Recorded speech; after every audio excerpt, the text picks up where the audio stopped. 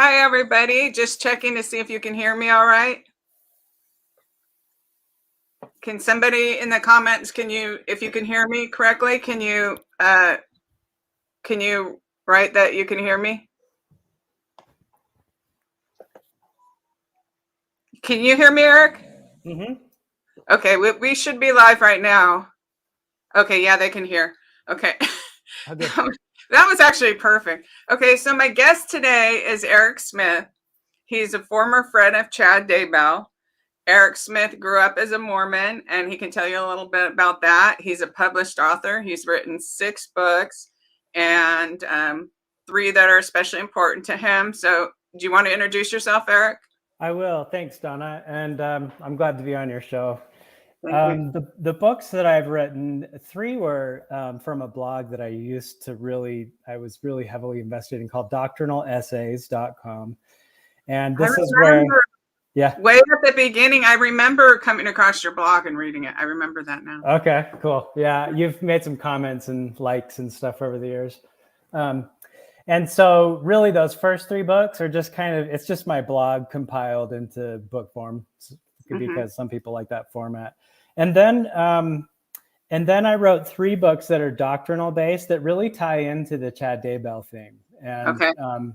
And I'll talk more about this theme and some of this tier 2 belief system that he had. One of those is called multiple probations. The Church of the Firstborn, and then the last one I wrote was I am drawing a blank. Tides of Transmutation. Right. So spiritual law. Yeah. Spiritual law. And those are all available on Amazon, and you can find them on my blog. Okay. And after this is over, I'll put links in the description box, and so you can find his books easy if you want. Thank you. Okay. Appreciate that. So you grew up in the Mormon church, you were telling me? Yeah, born and raised in the Mormon church. And that was a big deal for my family, where there's a thing in the Mormon church where that you pride yourself if you can tie yourself all the way back to its origins with Joseph Smith back east. And I'm a Smith. I'm part of that family. And so the traditions and the bloodline run strong. And along with that, expectations and a lot of culture. So I didn't connect that because I've noticed over this last several years where I've had conversations with some Mormons where they start, kind of rattling off who they're related to. Yeah. Within the scripture or the doctrine. Yeah. It's a big thing. Yeah. So my family would not be happy they're not happy where I am and what I'm and being on this side of things, but it is what it is. I'm on my own path, so it's okay. Right. That's why we have individual bodies. That's right. Yeah. Good point. To follow our path. So, yeah. So you guys, I didn't realize we weren't live yet, and I was talking with Eric, and what were we talking about a minute ago? Oh, how you met Chad. Right. You want to jump back into that? Yeah, because I think that people who don't know you just need that kind of background. Sure. I would start that story by saying in about 2014, I was active in my church. I went all the time, but I wasn't quite satisfied. And I started looking and researching and just looking outside of the box, so to speak.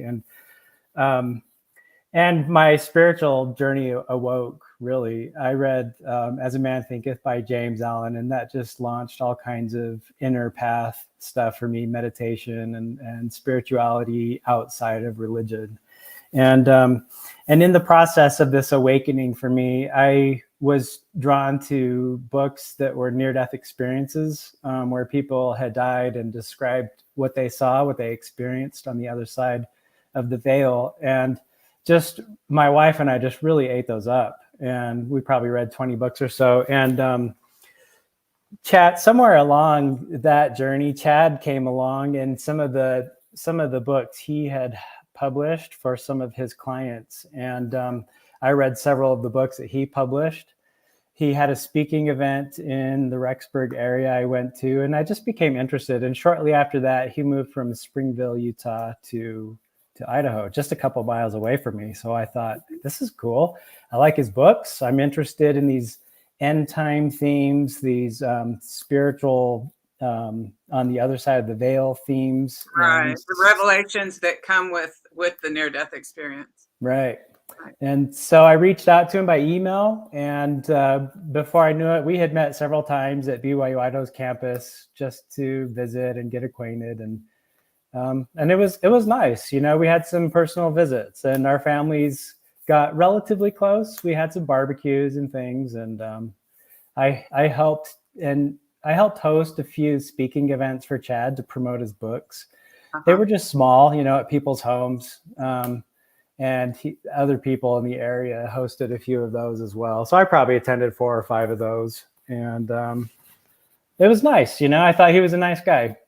Yeah. So he seemed friendly and harmless. And when you first knew him? Yeah. And he was meeting a need for me, because one of the doctrinal themes that I had started studying, like from scriptures, was just the end times and what that meant, what that looked like. So there was this big awakening of studying the book of Isaiah, right? The book of Revelation in the Bible, and trying to understand what this latter day end time stuff would look like. And he, you know, the scriptures are great and they have a nice backbone, but what Chad and others were doing at the time was just filling in some of the blanks through their own revelatory experiences. Right. And that really met a lot of people's needs and interests, especially because, and this is kind of a core thing for me, the Mormon Church, which, you know, in the title of its church, Latter-day Saints, that should be a predominant theme. And yet they rarely ever spoke about it or taught it. It was kind of a taboo. Yeah. Sorry. You're saying in the Mormon church, they rarely spoke about end times? Is that what you're saying? Yeah. Even though you would think it's such a prominent theme, and they might say it is, but they rarely talk about it. And I started learning they never really talked about it in its true context. And it was always really filtered and kind of cushy and just comfortable. You know, they didn't talk about the destructions and calamities. They just talked about, you know, Christ coming back, which is, you know, a big part of it. But they skipped over a whole bunch of stuff. And so Chad and many of the people that he published books for filled in the gaps on a lot of those details. And so it was really appealing to me and hundreds, maybe probably even thousands of Mormons, you know, around the Utah, Idaho area. Yeah, that makes sense. And so then you were saying, when we were offline, you were saying you figure you've been thinking a lot the last couple of years about how Chad got the way, and you were talking about some 3-tiered. Yeah. Thing. Is that what you wanted to talk about? Yeah, let's go there. I mean, the thing that I've had to wrestle with, and many who were reading his books and going to his speaking events is this idea that he was this kind of nerdy, quiet, interesting person who seemed spiritual. And then what the news broke 3 years ago is like, whoa, who's that? That's a different Chad. He even looked different and dressed different. And it was just like this big surprise to all of us. And so I've had to unravel that. And in my unraveling and just, you know, trying to figure out how this could have happened, I have what I call the 3-tiered belief system of Chad Daybell, you know. Okay.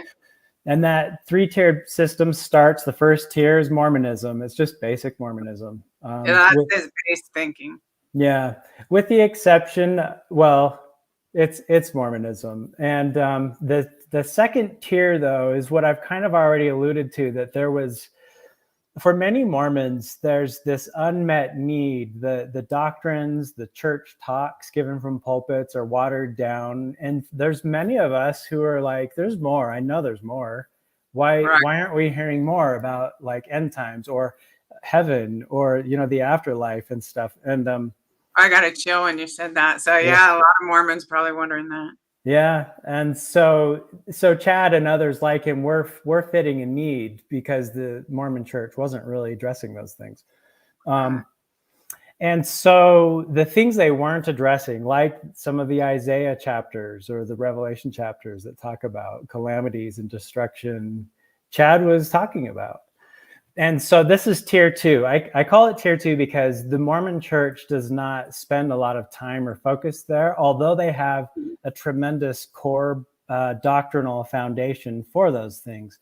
both in the Bible, which the Mormons believe, and in the Mormon scriptures that are, the Book of Mormon and some other books. Oh, so they talk about it. I mean, they have it in their books and obviously in the Bible. It's big on that. And then, but at church, they don't talk about it. Well, some would say they do, and they do, but it's always really light, and it's always really lighthearted, and just stroke you on the back, make you feel good. Yeah. Yeah, you know what? I think it's a problem for everyone.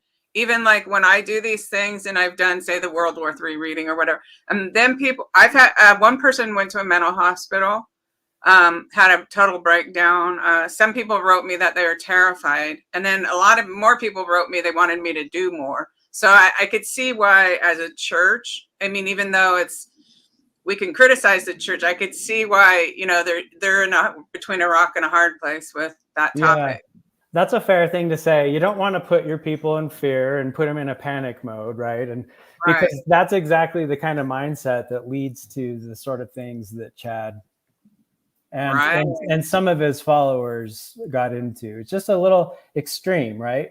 And that's what we want to avoid. So I can appreciate that too. Yeah, it's a conundrum. It's a conundrum because it's like I've even done another reading and I just didn't even upload it because if I'm going to terrify people, what good is that? I think negative feeds on fear. So yeah, true. It is a problem. I didn't realize you had done readings on those. Are those available? Because I'm interested. Oh yeah, on my 3 days after the invasion started last year, I did a reading and I said this is going to end up nuclear.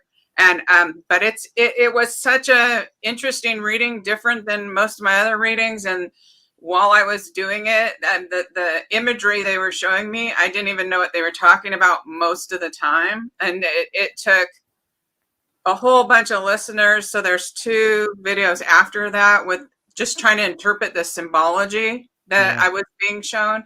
So yeah, so that's up there. And it's not good news. That's the other thing. We're all wanting to be bright and cheery, right? Yeah. If you have anything you want to put out in the world, you're supposed to be positive and blah blah blah.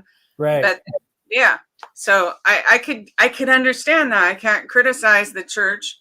I think a lot of Christian churches have the same, especially the modern ones, that try to appeal to a kind of broader audience. They stay away from almost all the controversial subjects in the Bible. Yeah, it's totally understandable. But the thing is, I think all these churches are going to have to reconcile. There is a growing number of people who want it true. They want it raw. They want it unfiltered. And I was one of those.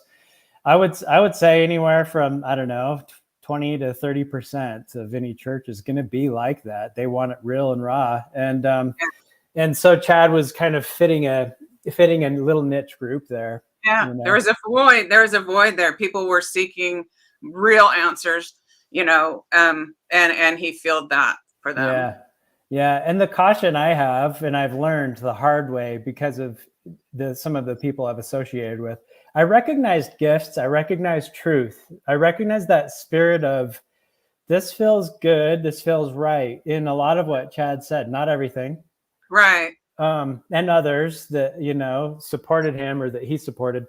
But, there's a tendency for people when they recognize any bit of truth, they tend to throw in all their energy. And I was like this. I threw in all my energy with that person because I recognized truth. But what tends to happen is there's bits and pieces that come in through their own filter that is not true, right? And they can mislead you and misguide you because of that. And so I'm in a place now where I like to listen to everybody, hear what they had to say. I'm way more sovereign and independent now in my thinking, and just I select what's true and works for me and just throw the rest out and move on, So it's like more discernment as far as, so I think even the US military has binders where they've figured out, like if you put 90% truth and 10% lies, then almost 100% believe it. And if you put 80% truth and 20% lies, then 60%, they have it down to a science as far as how much falsehood you can mix in with truth. But then there's people like, say, me being a psychic medium, there, I am going to see things through my filter. And not only that, I'm going to see things and try to interpret what I'm seeing, and I might be interpreting it wrong. So every individual needs to have that discernment of what feels right to them, not just she said this or he said this. Exactly. I actually listened to one of those channelings that you did, and I was recognizing that very same spirit of truth. Like, I can tell as I was listening to you, you were tapped into a divine source. You were getting real information, and I knew it, and so that's what I look for.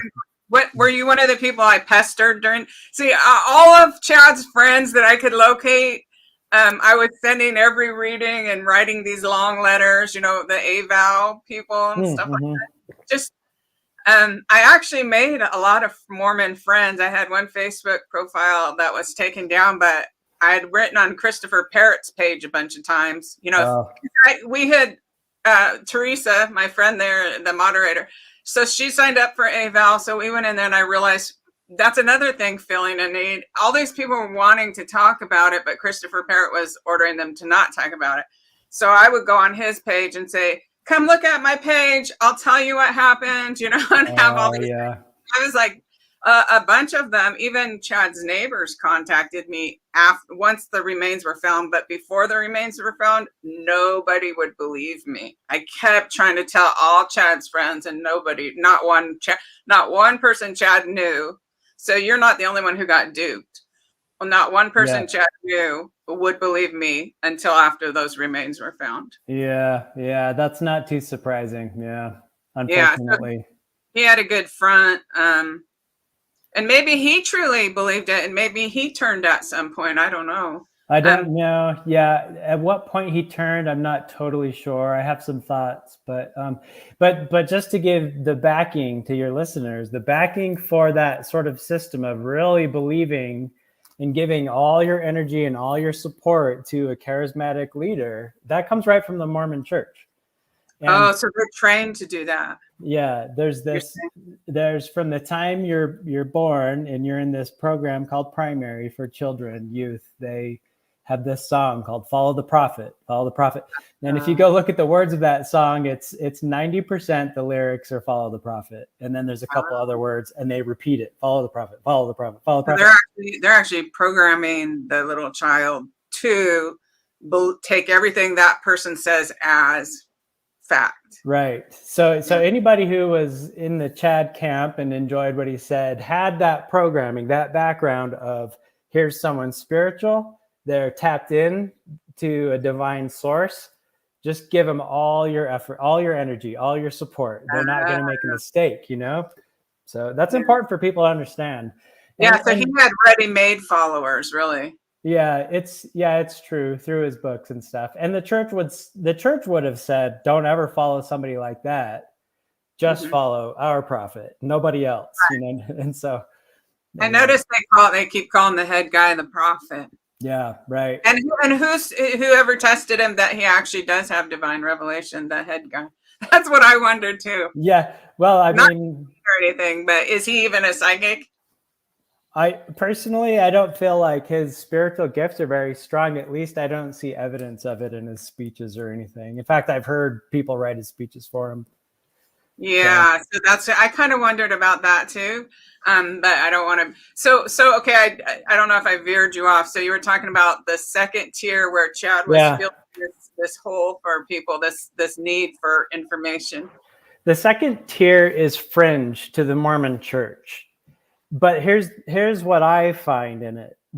Every bit of fringe in that tier 2 is based in some teaching, some scripture, right? So my 3 books are based on that tier 2. They're fringy. They're the things that they aren't talking about, and yet leaders in the past have talked about them a great deal.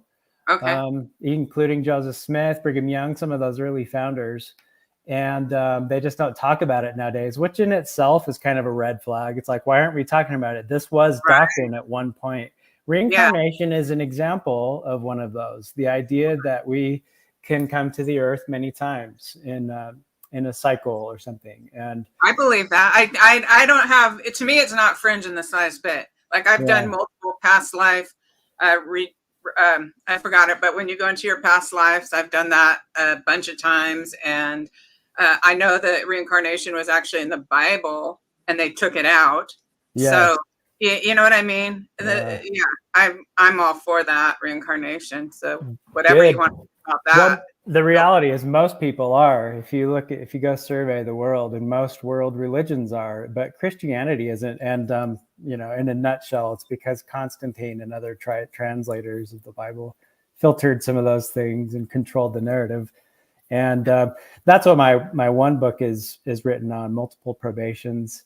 And to be honest, you go through the doctrine and point out where this is actually a legitimate part of the religion, or should be, or is that what you're I had a co-author, and he and I wrote this book, and we had 100 sources that were scriptural or from right from the Bible, from Mormon scripture, or from Mormon leaders that supported this. And so I think it's a great book, of course, but that was an example of one of the fringe doctrines that I was studying, and it's really not fringe, because it's like some lady named Mary Baker Eddy. She's deceased now, but she wrote a really thick book I used to have, and it was like what you're talking about. It was all through the Bible, and they took it out. Part of their subjugation and control, whatever their goals were. Reincarnation has always been a part of, I think, religious doctrine. Yeah. The Hindus, it's a given. It's not even, they wouldn't even argue against it ever. They'd be like, of course, and in the Christian Bible, it used to be there. And I think it's logical. If the earth has been here for like 5 billion years, it's a little silly to think that you only get one chance at coming and experiencing the physical realm. Right. I totally agree. Yeah. That's a basic one to me nowadays. And I think more and more people are waking up to that. And I think religion, especially Christian religions, are going to have to face it and realize we're missing something, because that belief system really started filling in a lot of answers to questions for me and it continues to answer those unmet doctrinal curiosities and just things in my heart that just were unresolved. That helped. But so as I started to learn and study that, research that, I had a common friend with Chad who I was like, hey, have you heard of this? Do you what do you think? And he's like, no, that's not true. A year later, he starts waking up and he's lit up by it. He feels the truth in it, and he starts talking to Chad.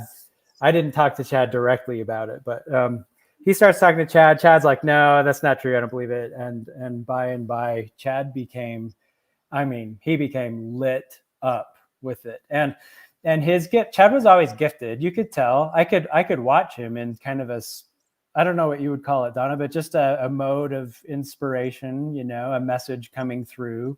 I watched Chad have these experiences, Well, what I'd say about Chad is I only had to read one paragraph of one of his books, and I knew he was a real psychic. So while this is before they found the remains of the kids or anything. So while, social media, there's so much ignorance, just, they would think they were so smart making these jokes. And I would be like, Chad is a real psychic, you guys. I understand the things he is saying, so yeah, I have no doubt he's a real psychic. Right on. Well, that's true. I mean, yeah. So again, it just comes down to that filter and what we do with that, and how we interpret what he says. But by and by, he became to believe it, teach it, be an advocate for it. He used his gifts to discern things about people and their past lives. He did it for himself. He did it for me, for a bunch of friends. He kind of became this self-appointed, like, past life dictator, not in the sense of like he's the ultimate authority on, I'm going to point you were this and you were that, and right. And people would seek him out and say, hey, can you come over and help me understand who I was or why I'm having these experiences. Right. Right. So, So that makes sense. and that in that sense, I'm a little frustrated. I was getting my own insights, my own understanding about myself, my past journey, how it worked. I'm a little frustrated with myself that I gave him so much authority in that area, because he did tell me things and I really believed and trusted. And I now see that I don't think a lot of that was correct, maybe all of it. But do you know what I have to say about that? Yeah. In the past, there was a time, and I did have a demonic attack, right? Like, you know, I'm doing what I do, and I did have that, and I asked my spirit guides why they allowed that.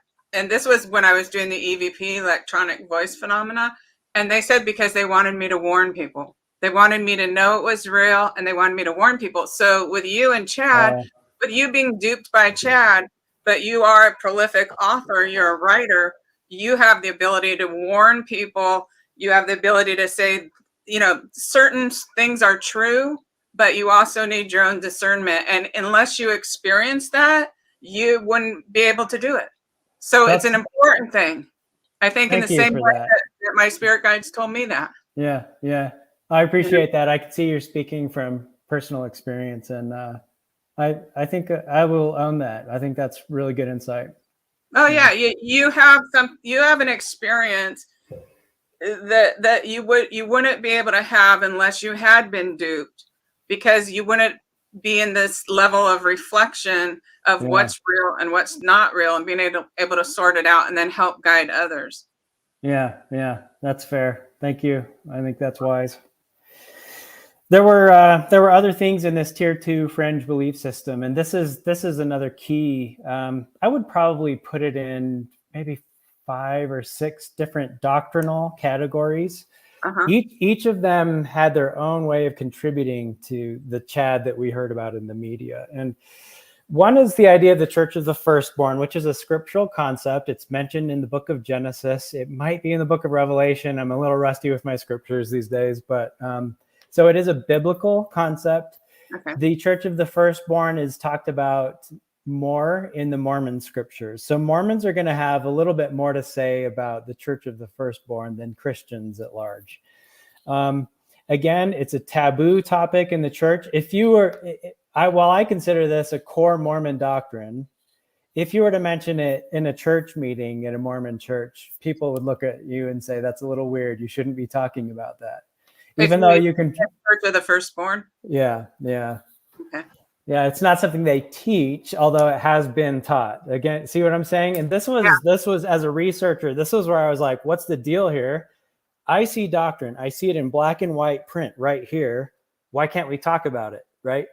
And it was that attitude, it was that interest, that curiosity that got me excommunicated, especially when I wrote my book, Multiple Probation. They excommunicated you? They excommunicated me. They, not for the book. They said I could have my beliefs and that's fine, but they didn't want me talking about my beliefs. And I had a podcast, I had a blog, and that's how they control. Yeah. Oh, there's a lot of control, I noticed. Yeah. So what is the Church of the Firstborn? Well, I will invite you to go read my book. Okay. You have it right there. You can show it. Yeah. I noticed you had written that, and I noticed you published it after Chad was arrested, though, right?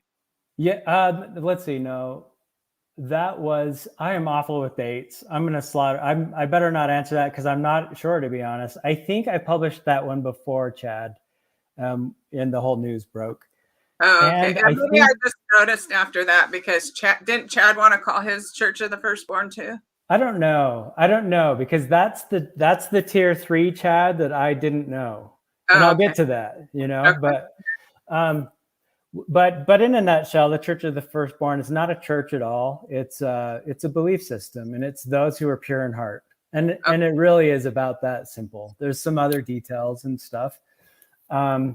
It's those who are close with Jesus, but not just Jesus. In my opinion, it's not just Jesus. It's just people who have a compassionate heart, who want to serve, who want to live in a better world, and stop being controlled by all these control systems, So it's not a physical place.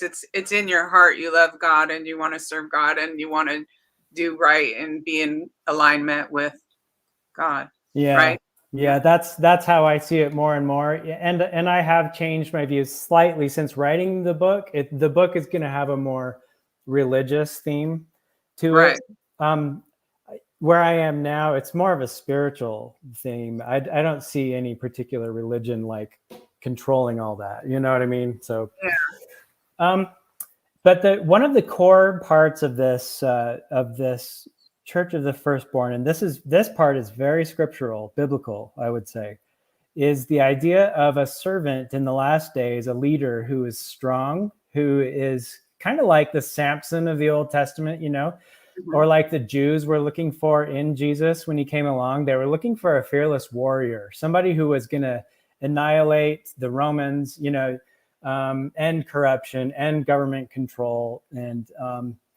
And that's a part of the Church of the Firstborn teaching. Now, Mormon Church doesn't teach anything about this, again, because it's a fringe doctrine, right? Mm-hmm.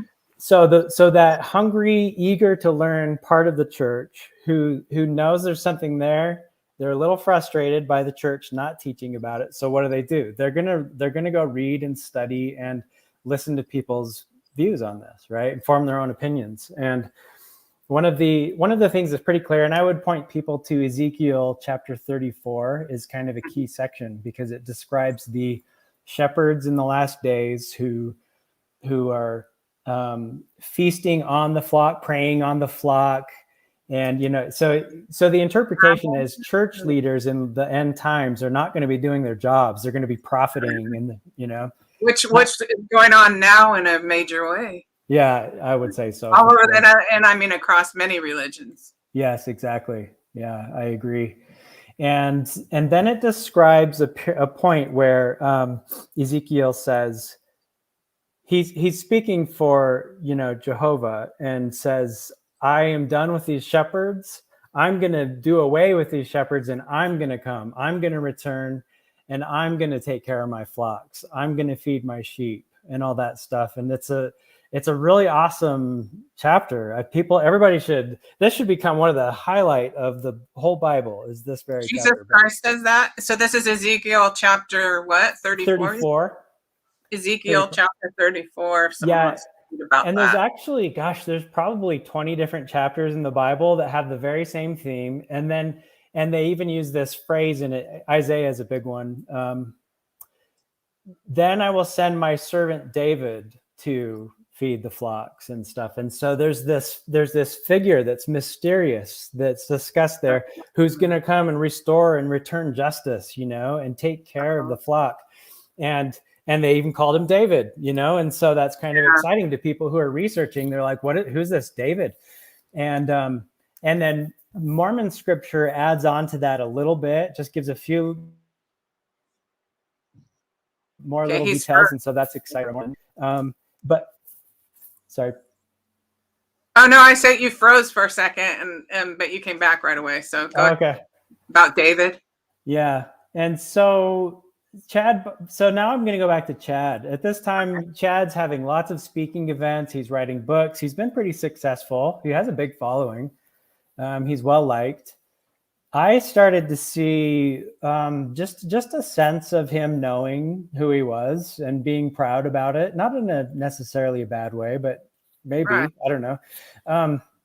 And he never said this to me, but the belief is, I mean, we did at times talk about the Church of the Firstborn and this Davidic servant figure, but he never said it. But it's pretty clear, it's pretty obvious that he thought he was that person. Now you mix in the past life, the reincarnation, and all this idea into it. I really believe he really started to think he was somebody pretty special, even biblically, even prophesied to be the one to come and bring order to the kingdom of God, Yeah, so he might have got a little delusional himself. Yeah. Not just Lori, but him, Chad, too. I mean, full of like, I'm the one now. I'm not just a servant. Like, I feel like I'm serving God. I do, in what I do. And amazingly, even though this stuff's so brutal and gruesome, I have reached more people and than I ever would have just at church.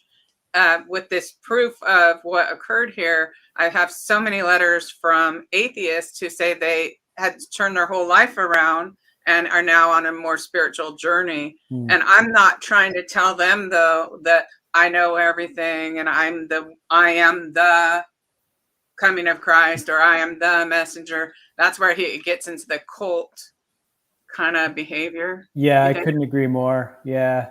I think there's lots of messengers out there. Jonathan Cahn is just another guy that comes to mind who's a Messianic Christian who has a big following, and I think he speaks for the Lord sometimes, and I think there are many. I certainly believe you are too.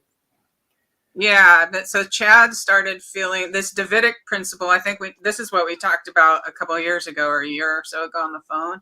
Yeah. It means that you're you're working for God and man's laws don't apply to you, right? You were explaining it like that. Is there more than that? Yeah, I think that's fair. I think you start to believe that in this new kingdom that's coming, the millennium, or some Christians would call it the what do you call it? The where you're taken up in the clouds. Oh, the second coming. Oh, the rapture. The second coming. This kind of idea. This is an idea that humanity is now ascending, and there's new laws. There's new laws. And I think if you look at it that way, Christ is coming back. There's new laws. We've done away. There's at this point in the narrative, the scriptural narrative, you would believe that there's been great calamities and destructions. The wicked people are basically destroyed, and the organizations are destroyed. You're left with righteous people, faithful people who want to build this new world, and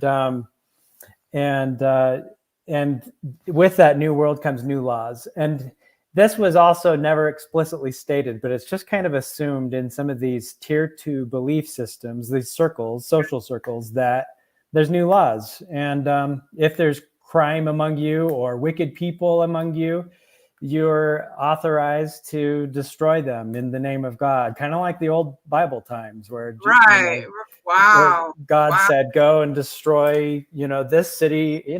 There's some of that in the Bible, and it's a little troubling for us to understand, right? Go destroy every man, woman, and child in this city. And that came from God's voice. So what you have there is a scriptural justification for murder, essentially. Murdering everyone that's not like you. And the Islamic religion, that's definitely there. And so in the Mormon religion, is that there as well, that in the end times it's okay to murder everyone who's not of purity of God? No, that's definitely not in tier 1 Mormonism. I wouldn't even say that's in tier 2 fringe Mormonism, or fringe beliefs. That's not actually something we ever talked about. I never talked about that with Chad, this idea of justified murder or adultery or whatever, these kinds of things. Okay, so that'll be 3. That's where we're getting into tier 3. And I never got into tier 3 beliefs or discussions with Chad. I didn't know they existed. The idea of zombies and what that looked like, I had never heard of that. It was absurd to me when the media came out and talked about zombies and stuff. I'm like, they're just trying to smear Chad. Chad never talked about that. That was my reaction. Okay. And so Chad, you never heard him talk. And so Jason Moe, I don't know if you know who he is, but that cop that was the former cop who was friends with Lori Vallow, he made a really low budget, or was part of making a real low budget movie. And I don't know if you have seen it. No. Well, the whole thing is about this small town where the children have become possessed by the devil. So they're turned into zombies, and they actually call them zombies. And then it shows how hard it is for the parents to have to kill their children to get rid of the zombies. Oh. And literally it's a playbook for what they did. And the whole movie is really low budget, poor storytelling. But when the parents and killed the girl, the main character, and they were doing that, they had to sacrifice their love for their daughter to get rid of the evil spirits because she was possessed.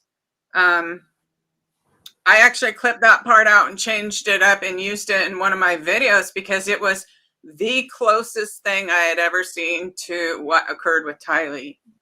Interesting. And it's In your from that own movie. psychic channeling. Yeah. Yeah, when Teresa, she made a video comparing some of what the things I said with, and I've put that on top of her video. And but yeah, so and they used the word zombie in that movie too, for the children who had been possessed by the devil. Yeah. Well, you're describing a tier 3, a system that I never heard of. I don't know anything about it. My only exposure to it was through the media, like everybody else. Right. But it's become really compelling. I mean, the evidence that's coming forward that he believed those things, it's sickening to me. I don't understand it. It doesn't fit into what I believe in that tier 2 belief system. Right. So let's go back. Do you want to go back to tier 2? Because we only touched on Church of the Firstborn, and there's a lot more, right? Yeah, there's a few other things. Churches, it's all, I have left all this whole world for a while, but Church of the Firstborn is a big part of it. And the idea is that would be found, or I don't know, led or supported by this servant figure that was mentioned in Ezekiel 34. So Chad started believing that he was this figure working directly for God. It seems that way. And again, I never heard him say that, but his actions really started to suggest that that was his mission, his job. And he started using that word, like mission, his mission here, Yeah. Well, do you know the spirit guides use the word mission too? When they first brought my daughter in, and then they brought Tylee in. Okay, my daughter or Tylee could not have come in with that strength without the angels and spirit guides helping. But then a couple weeks later, when I was meditating, because I was thinking, look, the whole world is blowing up with COVID. Shouldn't I be doing something more important than working on this, 5 people murder case or whatever? And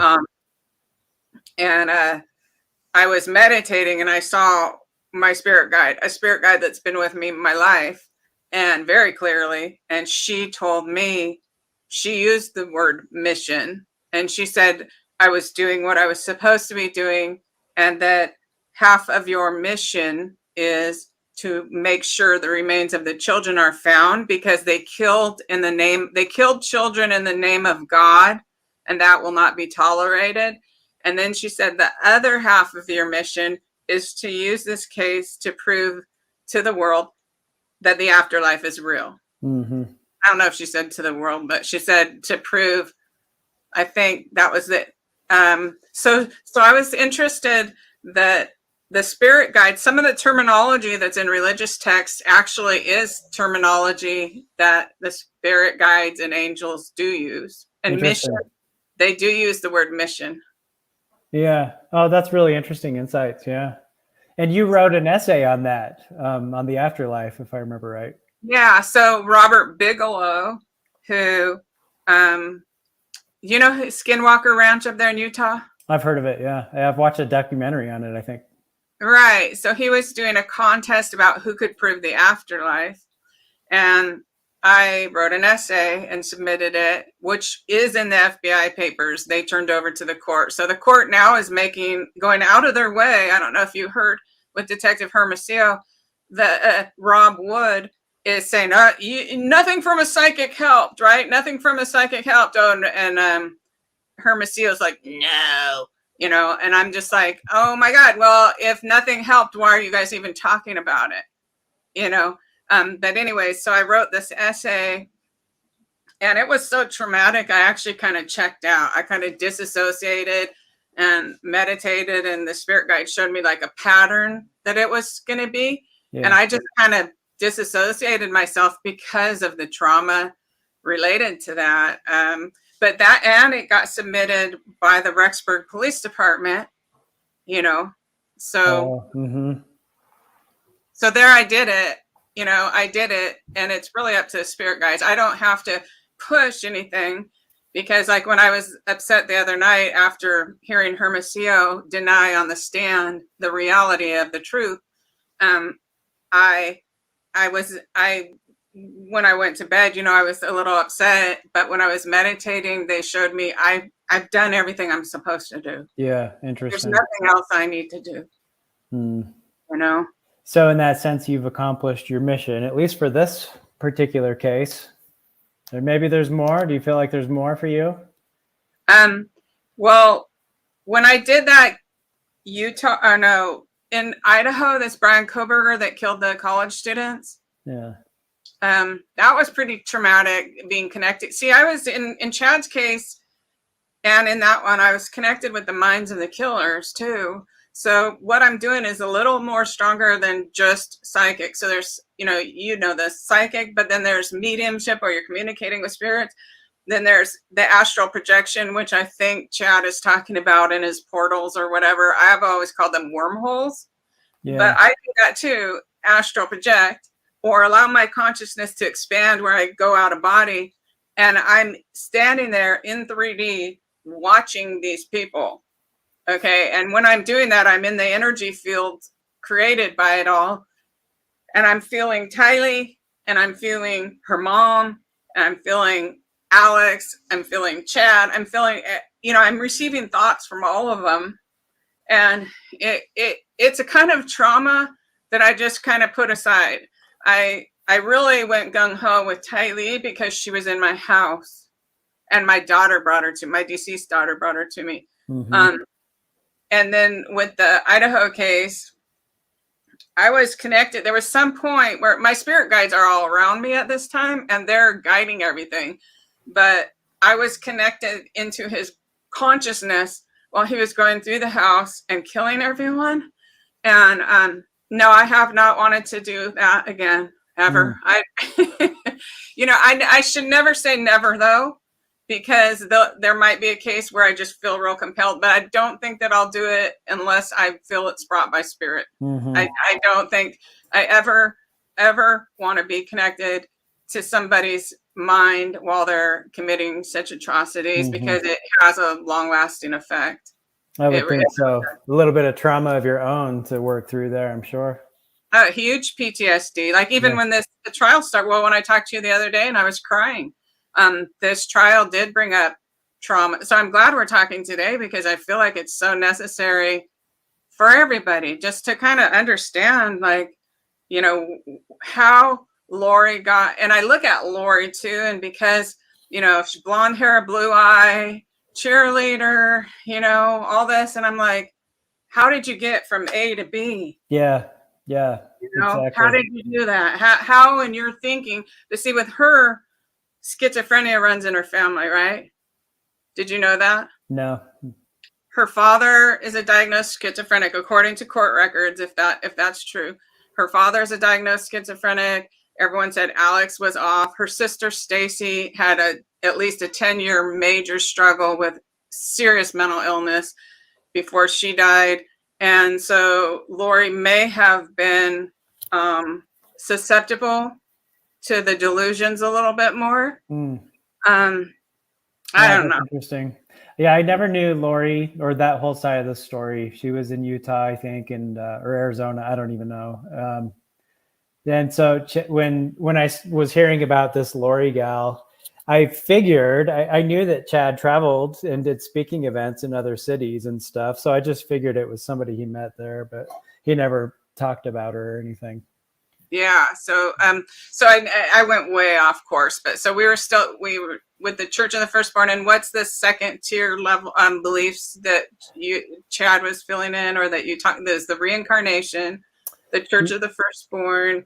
Yeah, and then the Davidic servant's probably one of the bigger parts of that. This really mighty leader that would come forward in the end, and just biblically, there's a good case to support that this Davidic figure that Ezekiel mentioned is like the kind of the antithesis of the Antichrist, right? If there's opposition and everything, if you have an Antichrist, it kind of makes sense that you would have a figure of light, working for God, doing those sorts of things. So that's a belief in this tier 2 system. I don't know. There might be other things. I think there were a few other little ones, but those really are the big ones in that tier 2 system. The whole point of that was to lead up to the tier 3 system, which Chad's followers, or the people that read his books and stuff, never would have heard of that. Or if they did, I was never part of any speaking event where he discussed those things. And so the media was the breaking point in the story for those things. Just, do you mean the zombie thing, and what else? Zombie, let's call it, light and dark. Yeah. Like, what?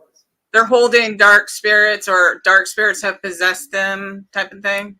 That feels, I mean, if that's the explanation for a zombie, I'm kind of like, well, wait a minute. Jesus did talk about possession in the Bible, didn't he? So Bible, and so possession in that sense, that's going back to a tier 1 belief. That should be basic knowledge and belief to everybody, right, that or anybody who believes the Bible, at least, that possession is possible. Absolutely. But again, there's the true part, and then there's this twisting. And I don't even. They twisted. That's what I was shown in the readings. It was a twisting of the doctrine. Yeah. And I couldn't even explain what Chad believed about that. I've heard something. I don't really get it. I don't understand. Beyond possession, I don't know what that means, and I certainly don't know how you would justify killing somebody for that, especially a child. But anyone, it's wrong, So in the old occult books, like, I like to read these really old occult books, and they talk about influence, right? So if you're having negative thoughts and you're going to do negative action, there's always going to be dark entities that will come and assist you. And see, part of the thing, even where Christianity is veered off, is they're afraid to broach that. So modern people, they want to pretend there's no heaven and hell, there's no negative spirits, there's no, and I refuse to play to that, because there is. I've experienced it. I've actually seen something called a jinn. Do you know what a jinn is? No. DJINN. I've seen it with my physical eyes.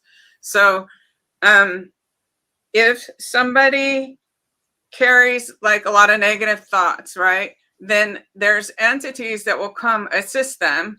And there's a point where, if they're really going to get into this, like Lori and those people did, they're going to have more and more influence. And at some point, like when I was watching them burning Tylee's body, I saw a demon go into Lori. Like, they showed me. I've done way over 100, probably closer to 200 of unsolved murders that I've never uploaded. I was doing these for like 8 years before I ever uploaded that.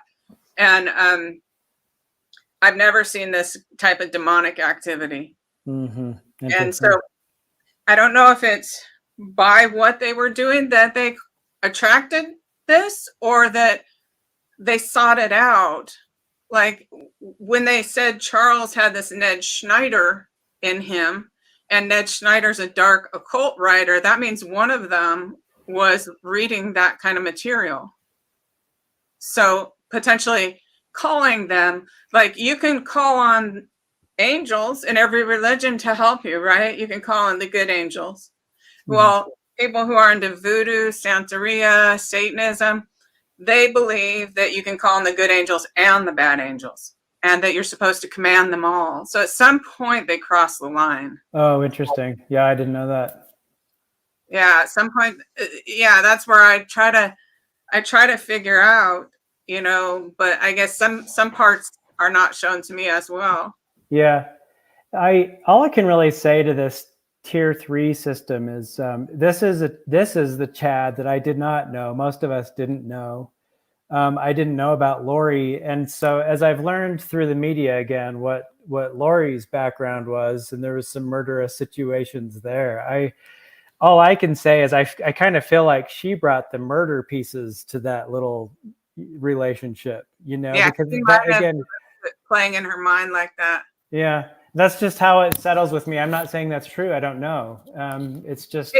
I could add something with that. What you're saying is, I did that Tylee Ryan victory reading, or now I retitled it Tylee Shows Us Heaven, after the remains were found. And I did that with a former friend of Lori Vallow, mm-hmm. right? She told me that she had called the police because she said for a whole year, she thinks that was before he met Chad, although I'd have to confirm it, before she met Chad. that Lori was talking to her about doubling her husband's life insurance because think of all what you could do with the money. Oh, yeah. So this is before she even meets Chad, if I remember correctly. If that lady hears me and I'm wrong, then let me know. But it's so that lady thought that Lori had sneaky ideas about that before. And then I've talked with ongoing conversation for a long time with April Raymond. She's been on all the shows about Lori or whatever. And she had some experiences where she was actually concerned about Lori too, related to insurance issues. And with Lori's father being insurance, so Lori knew you can make a lot of money quick if someone who's insured dies. Mm-hmm. So I wouldn't argue against that thought that you have, that potentially Lori is the one who brought in the ideas of murder. Yeah, that's kind of my feeling. The only other thing I can really add to this part of the conversation is Chad had a viewing for Tammy they had the actual funeral in Utah, and then they had a viewing, or not a viewing, what do you call it? Just a memorial service for people that knew her in Rexburg.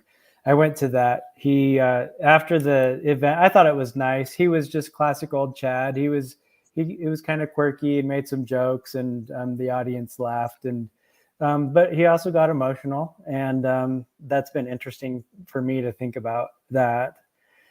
He mentioned an animal pet cemetery in that discussion in his at the memorial service. He mentioned the pet cemetery. Yeah, or it might not have been him. It might have been one or two of their children. They mentioned this pet cemetery, and everybody was kind of like, "Huh, okay." That was this new project or hobby they had or something. I can't remember the details there, but it was just a little red flag. And then at the end of the service, Chad shook a few hands up there at the front and then made a beeline for me and some other friends that had kind of gathered. We were just sitting there talking and about the service and stuff. And then he came and he came and spoke to us. And I actually took a picture of this because it felt like a significant moment. But he was just telling us, it actually felt scripted. To me, it didn't feel like an authentic message. It felt like he had rehearsed it. And I was like, why, I've just been processing. Why was that? It just felt weird. But anyway, yeah. He went through a scripted message about the kids and their plans and how how everybody was fine. Tammy's been visiting him through the veil and telling him messages, giving him guidance about what to do with the kids and the house and the situation, their money. He said, we're financially set. We're going to be just fine. The insurance is going to come through this week or whatever it was. And he went through all this stuff just to kind of get us, it answered all our questions in one fell swoop. He shook some hands and he was out of there. Oh, like he had a thing planned that this is what they're going to be wondering, and I'm just going to put some idea in their head and split. That's kind of what it feels like. I don't want to misjudge it, but it was right. Odd. It raised a little. I even talked to some friends afterwards, like Chad didn't really seem like himself. Did you notice that? Or and some people kind of noticed. And then I went out to my car and I'm sitting there waiting for my wife to come out, and I was alone, just sitting there thinking about it. And then Chad came up to me again. And he went through basically the same speech he just gave us. He went through some of his publishing deals that he was going to close. He told me he was going to end the Spring Creek publishing business. I had a couple gigs with him because I had written some books and published with him. And he just kind of went on the business end of those and said, I'm going to give all that. I'm going to give you all the rights for what you did. And I'm going to leave the publishing business. He made a specific point to mention the insurance company and how he was going to be compensated and he was going to be set financially. And at that point, it was like, okay, it was a little weird and things got a little stiff between us. And I just shook his hand and said goodbye. And that was the last I ever saw him. So he definitely had his cover up. It seemed scripted. Yeah, it seemed like he had rehearsed the details of this this narrative, this sequence of events, and he knew it inside and out, you know. Yeah. So that's just been interesting for me to reflect on that over the years. Oh, I bet. Yeah, it'd trip you out to know that you were friends and trusted somebody who was capable of such horror. Yeah, definitely. Yeah, and again, it's even shocking to me to think where he is in the court system. It's shocking to even think he's. I mean, there's been enough media coverage now that it's pretty convincing. I think everybody's pretty well convinced that he did it. So, to be fair, there's a court hearing to be had.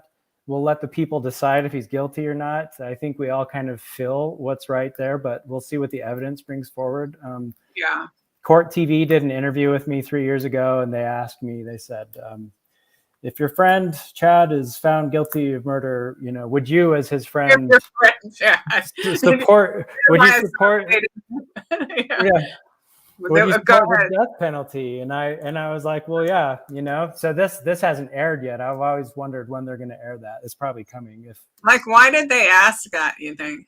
Well, I think will you support the death penalty on your friend if he's found guilty? Like, why the question? It's kind of a strange question.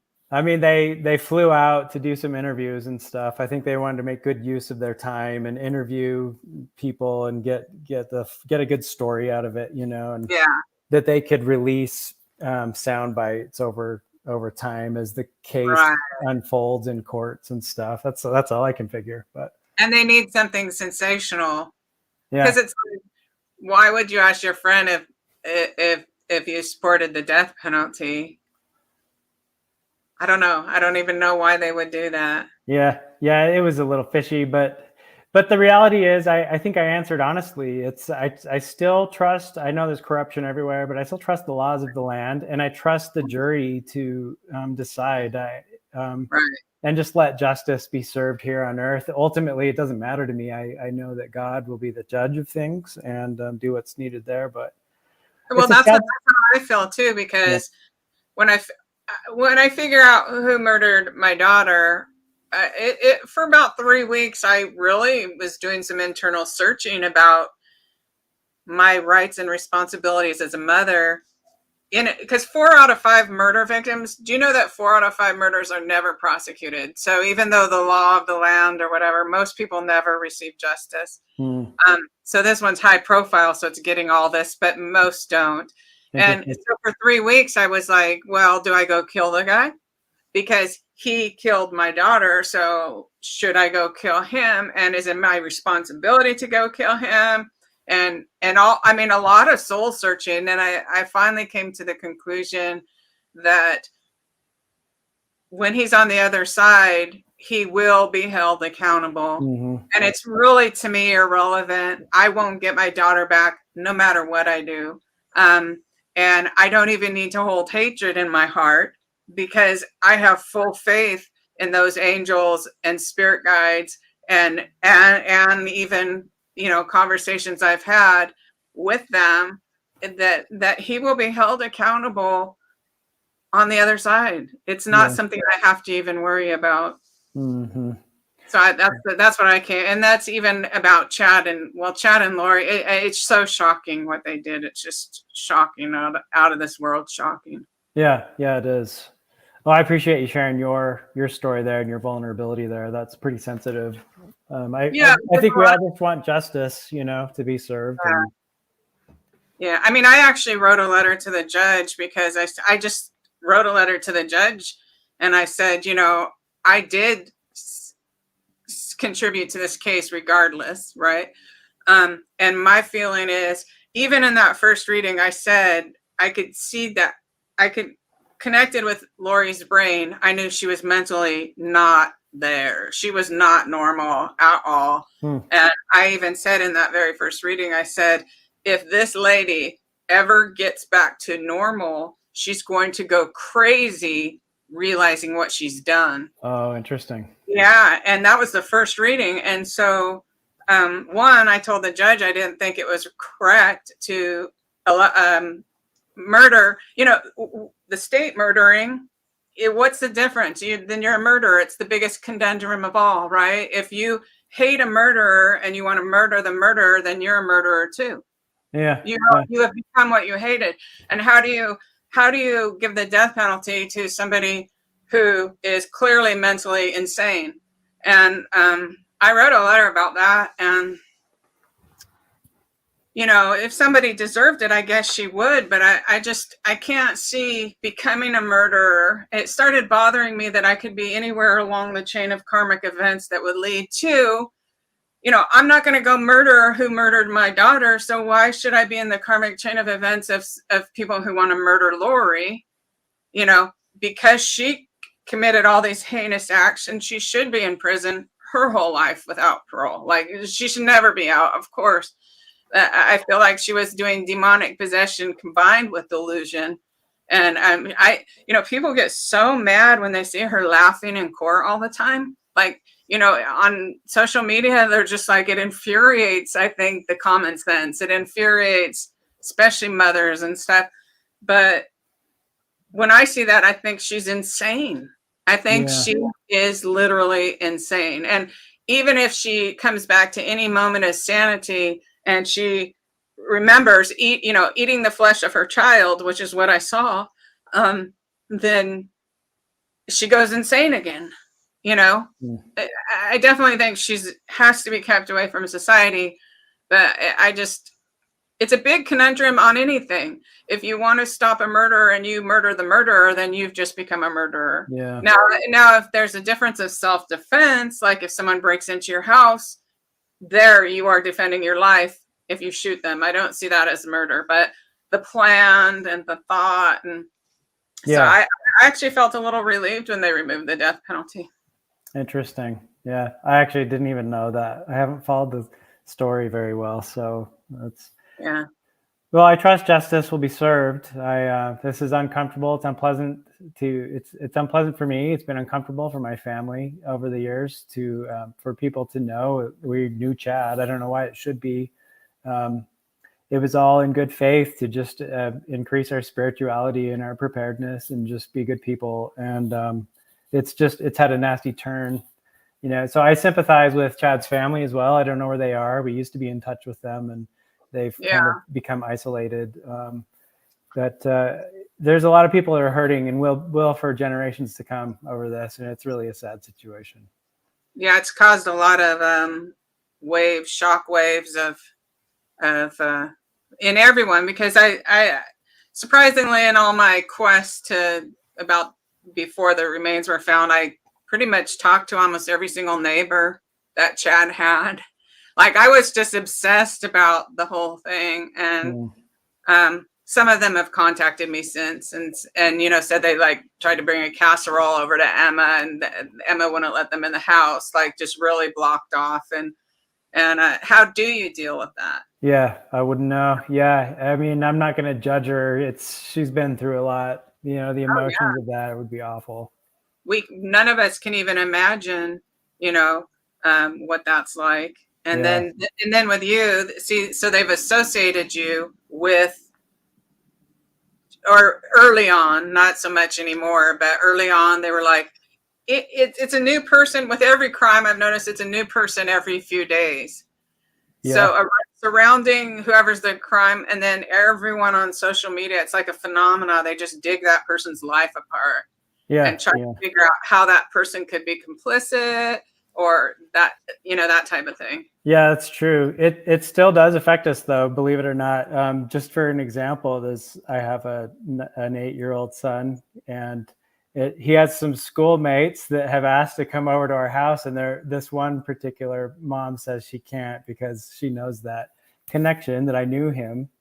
I don't know what she's thinking, like I'm going to bury her kid in my backyard because I read his books or something. I'm guilty by association, right? And a lot of that follows me. It's unfortunate, but it's okay. It's actually made my family stronger, in being compassionate and not judging people and just, accepting people. So anyway, it's been good. You have the story that, like you said at the beginning, but you didn't realize, and it was the same as that time I was demonically attacked, where when you experience something, that's when you are really in a position to speak with authority on what you've experienced, you know, the issues that you brought up, and knowing, you know, part of this is true, part of this isn't.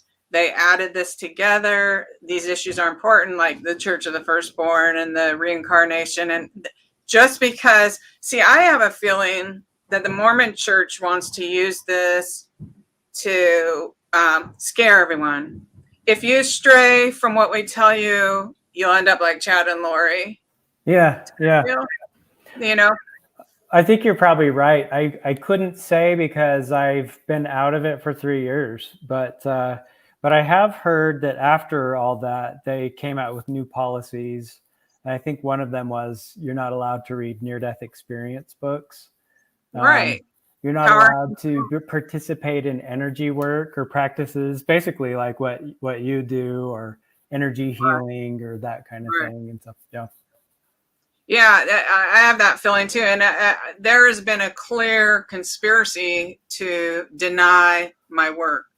And, you know, you don't have to speak to that, but even Larry Woodcock got mad about something that the judge did a week or two ago. And he finally just lost it and was going off about this Mormon conspiracy. Yeah. And it's like, I felt that, but there's a lot of good ones too, and that's the thing.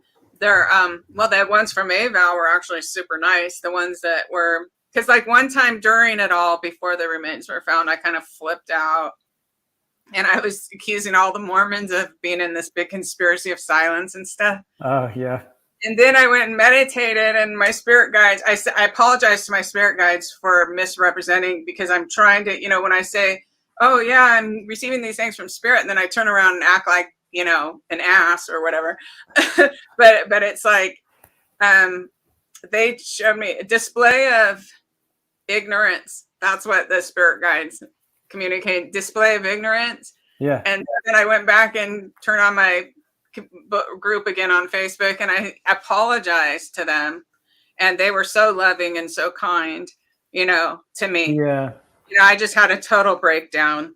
And then one of them told me, because I was looking for a clue called 3 Trees. I keep seeing 3 trees. And apparently there's this Christian poem that's by Anonymous, and it's about 3 trees. And it's about a story being used for something else and God's higher purpose and things like that.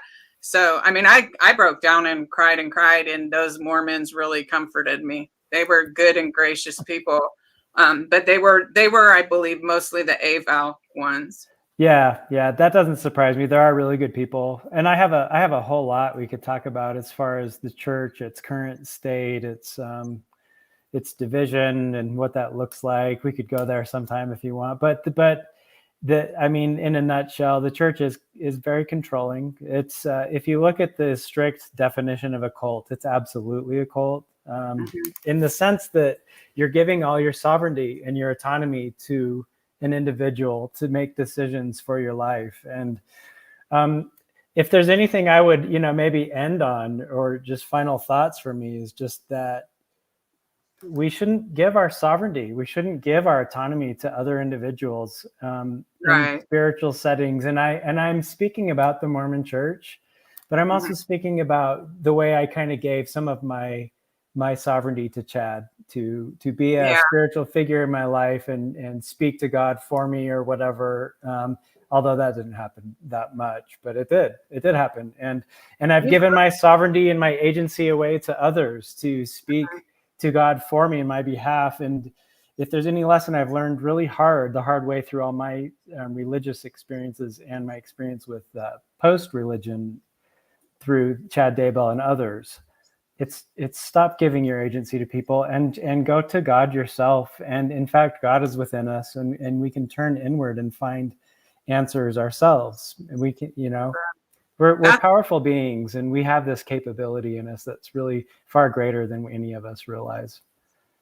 I agree. That's why I try to encourage people, pray and meditate. Praying is when you talk to God. Meditating is when you listen.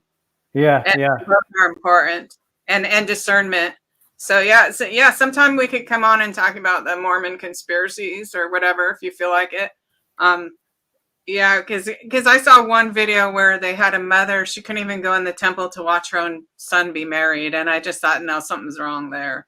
Yeah, You know, yeah. That's there's a little bit too much mind control and social control to call this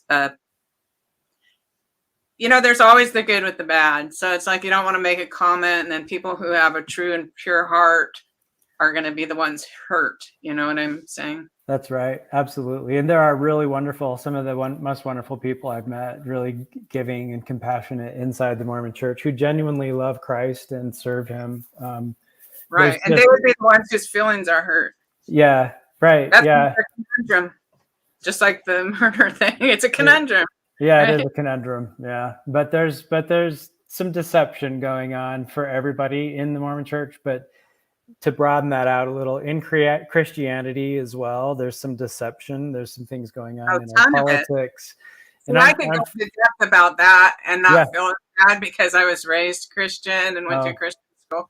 Oh yeah, I quit believing in hell when in 6th grade the teacher said I was going to hell because I had figured out there was a hole in the chain link fence and I could told all the other kids, and we went over and got candy at 7-Eleven.